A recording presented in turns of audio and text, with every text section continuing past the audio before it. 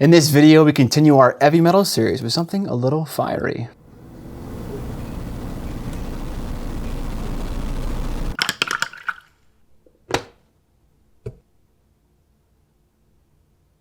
What up, Mini family? A few videos ago, we painted an ultramarine, and the goal was to paint it like Eavy Metal does. If you're not sure what Eavy Metal is or how they paint, go check out that first video where I described the characteristics we were shooting for in that challenge. Now, throughout the video, if I ever mention a technique you've never heard of or are not comfortable with, pause the video and click on the little eye in the top right-hand corner of the screen.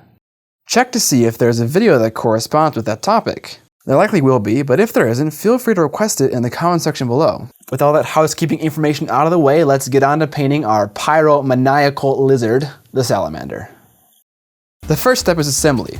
Like in the last video, I kept the head and flamer separate so I could better access the face and the chest of the miniature. There's a little bit of a trick when it comes to this sub-assembly with the Space Marine. After you've glued on the arms, you want to make sure you can fit the weapon back and forth in with relative ease. It's a lot easier to make adjustments now when there's no paint on the miniature, as opposed to risking ruining a paint job that took you possibly hours to finish. After assembly, I primed it with Tamiya's gray surface primer. After priming, I moved on to laying the first base coat with an airbrush. I used Citadel's old color, Snot Green. It's a very grass-colored green, almost a little yellow.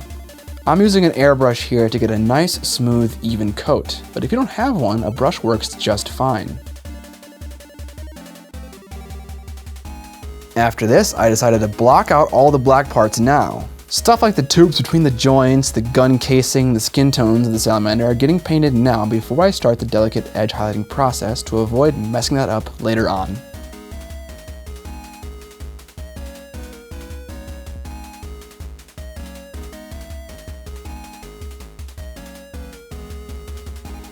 After this base coat, we work on shading. I took a 50-50 mixture of Thraka green and Badab black wash and very carefully painted it into the recessed features of the miniature. After this, I came back with the base coat and cleaned up the shade that wasn't parallel to the edge I was shading. We now moved on to the edge highlighting stage. The first edge highlight is fairly comprehensive and it covers the majority, if not all, of the edges on the miniature. It's a 50-50 mix of our original base coat, Snot Green, and some Scorpion Green.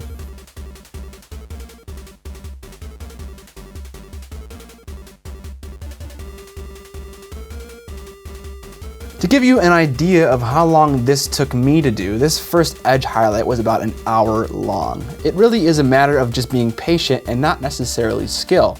With your paintbrush, go back and forth with the base coat and the first edge highlight so that your line is as thin and straight as you want it to be.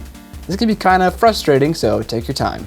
The next edge highlight is pure Scorpion Green, followed by a final edge highlight of 50-50 Scorpion Green and Flash Gets Yellow. As I add more edge highlights, my lines get thinner and thinner, and I'm also doing it more selectively. I'm looking to pick out the corners and the sharpest edges of the armor.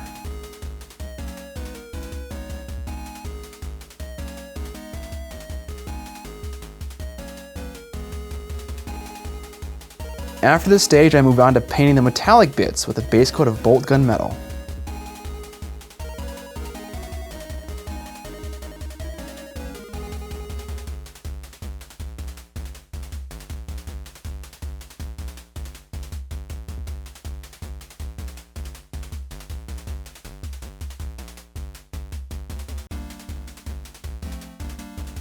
I then washed it all with Badab Black.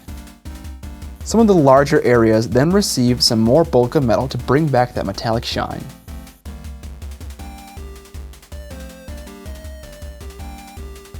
At the very end, I finish off the metallics with an edge highlight of Runefang Steel.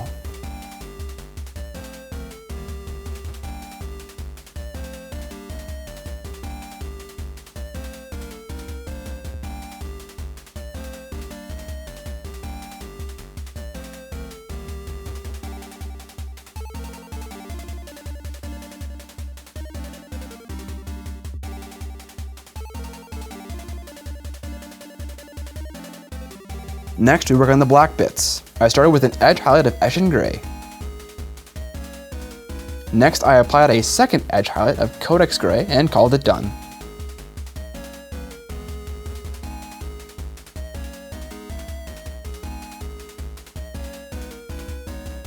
For the face, we took more time. I first base coated the face with a mixture of Eshin Gray and black.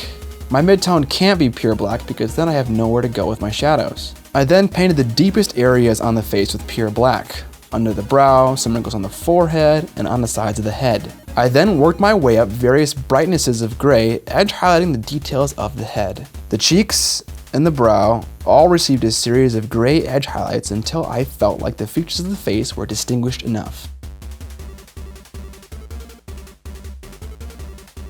After that, I dotted the eyes with MacLeod red, followed by Wild Rider red, and called the head complete.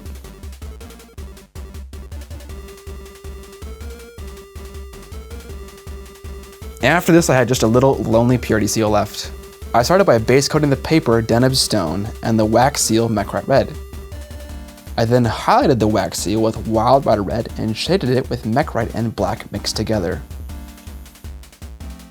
Meanwhile, on the parchment, I took some watered down Scourge brown and drew the line in between the two pieces of paper. I then layered over the Deneb Stone with Screaming Skull white and finally did a pure white edge highlight.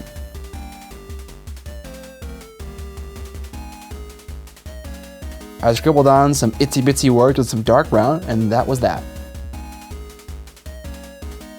I put all the separate bits together, stuck them on a completed base, and my fiery companion was complete. Comparing the finished mini with some of Eavy Metal's work, I can tell that my edge highlights need to be thinner. You can see distinctive layers of edge highlights on the Tactical Marines. Definitely will try to get it thinner for next time. Speaking of next time, what Marine do you guys want to see in the next video? Are these tutorials helpful at all? Could I be doing anything better? Leave your comments below. Speaking of you guys, let's talk about a milestone the channel recently hit. You see that? Over 2,000 subs? That's insane. It's hard to believe that we're already at 2,000 subscribers with just a few months under our belt uploading videos one time a week. There really is only one reason why I was able to achieve this goal as fast as I was, and that's because of you guys. Every like you give, every comment you make, every time you share my video, it helps me grow more and more and more, and I couldn't express enough gratitude for the grace and the love you guys show me through that. This is not something that I get paid to do. I have a full-time job and I do this in my free time. So any positive comment you leave or constructive criticism is totally helpful, and it pushes me to make better videos for you guys. So as my way of kind of thanking you guys, I would like to do a small little giveaway. I'd like to give away the Ultramarine from the first video of this Eavy Metal series. To enter the giveaway, simply comment below with the first miniature you bought. It can be a one-word comment, or you can tell me the whole story of why you bought it. I know it's not a big giveaway or anything, but I felt like it was fitting that I give it back to you guys because we created it here together on the channel. So in a week's time, I will tally up all the comments and then pick a random person and message them on YouTube, and then I'll ship it to them, and then the miniature is yours. Thank you guys again for making this channel as good as it can be. Speaking of, let's look at the community highlight for this week. This week we have a Seraphon Slan Mage piece from Edward. I love that Edward picked out all the wrinkles of the Slan with such sharp highlights. It really is distinctive and makes him look ancient. And check out that underwater base. Totally awesome. Thanks for the submission, Edward. If you want to see pictures of your miniatures at the end of one of my videos, check out the description below. Thank you for liking, sharing, and commenting, but more importantly, go paint some minis. There's a painter by the name of Yoon, who does a lot of sculpting and also painting. He sculpts mostly for the Nuts Planet Sci-Fi maintaining focus, and closer is better. We want to be able to see all the small details. This sometimes manifests itself as a macro mode on point